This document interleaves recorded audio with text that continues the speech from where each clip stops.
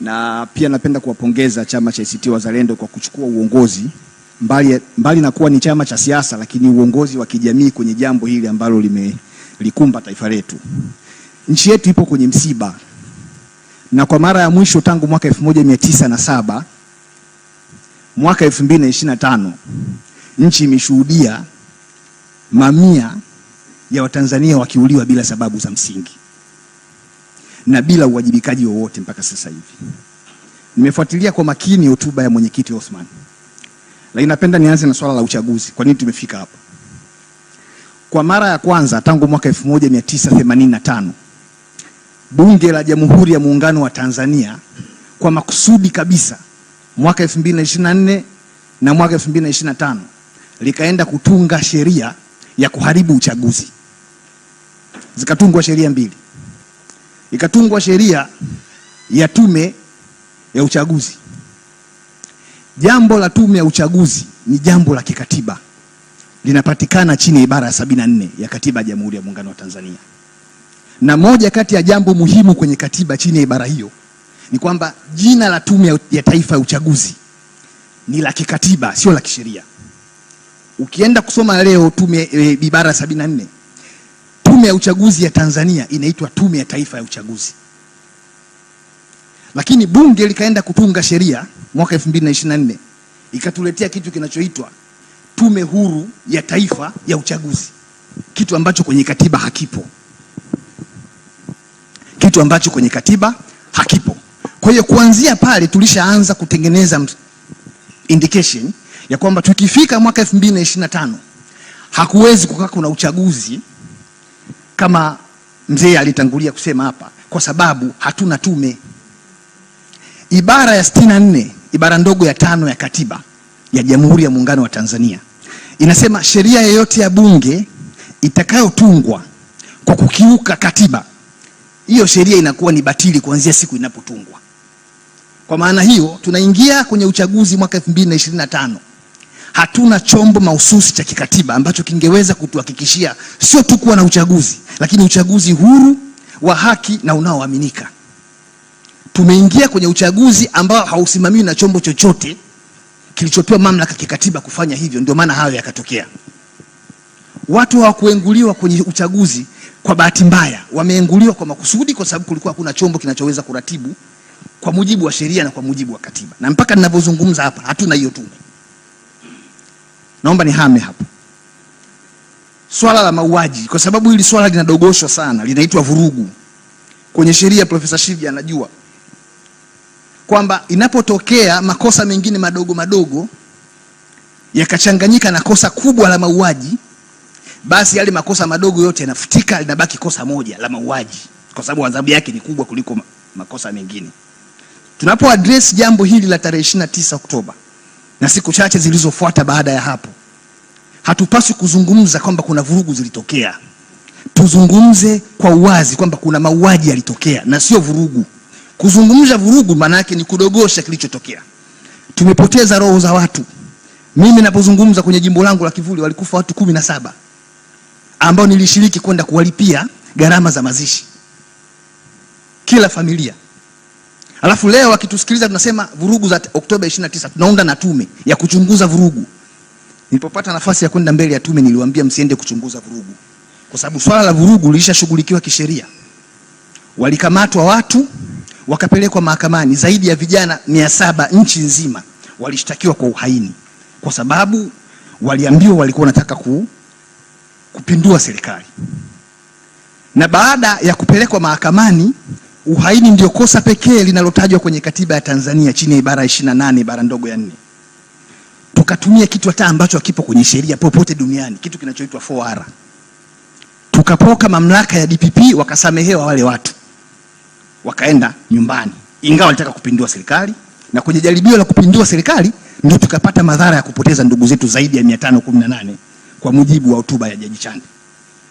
Sasa leo tunapokuja kuambiwa kwenye hotuba ya Jaji Chande kwamba moja ya mapendekezo ni kuunda tume ya kupeleleza yale yaliyotokea ili watu wawajibike kijinai. Wanawajibikaje watu kijinai kwa kutumia hiyo tume itakayoundwa wakati tayari watu walishapelekwa mahakamani na ushahidi upo? Manake mtu hawezi kupelekwa mahakamani kwa mujibu wa sheria zetu kama polisi hawajafanya kazi yao ya upelelezi kupitia ofisi ya mkurugenzi wa upelelezi wa makosa ya jinai, lakini kama mkurugenzi wa mashtaka hajaridhika ule upelelezi unajitosheleza kutengeneza kesi. Sasa mimi naamini kwa kuwa tulishakwenda mahakamani tukawashtaki watu kwa uhaini, maana yake upelelezi ulishakamilika. Leo kuja na mapendekezo ya kuunda tena tume ya kupeleleza ni kuwatukana Watanzania ambao wamepoteza ndugu zao. Lakini siwezi kuondoka hapa bila kumpongeza Jaji Chande. Kuna mahala amesema ukweli kabisa na watu hawamuelewi.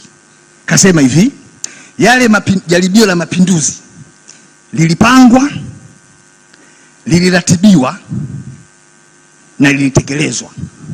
Lilifadhiliwa na likatekelezwa. Ingawa mwisho wa siku hakusema waliopanga ni kina nani, waliofadhili na waliojaribu kutekeleza ni akina nani. Sasa ukitaka kujua waliofanya vile ni nani, rudi kwenye matukio ya mwaka mmoja kabla ya uchaguzi na siku chache kabla ya uchaguzi. Jeshi la Ulinzi la Wananchi wa Tanzania liliambiwa lijiandae sijui kufanya nini wakati nchi ilikuwa ingii kwenye vita. Tukio la uchaguzi ni tukio la kijamii linalowapa watu haki yao kuchagua viongozi, sio vita ambayo inahitaji jeshi lijiandae, lakini jeshi likajiandaa. Pamoja na kujiandaa, jeshi lilishindwa kujua watu walikuwa wanafanya mafunzo ya kupindua serikali mita 10 kutoka kwenye kituo cha polisi. Jeshi lilishindwa. Sasa utamlaumu rais kwa kosa gani? Kaambia wajiandae. Yaani rais tena ndo akachukua bunduki aende akasake wale watu? Haiwezekani. Kawaambia jiandaeni, wamejiandaa, lakini mwisho wa siku tunakuja kuona yaliyotokea. Lakini wameambiwa, rais amewaambia hakutakuwa kuna maandamano. Maandamano pekee yatakayotokea siku hiyo ya tarehe 29 Oktoba ni maandamano ya kwenda kupiga kura. Rais katuhakikishia usalama kabisa. Lakini tumeona watu wanauliwa.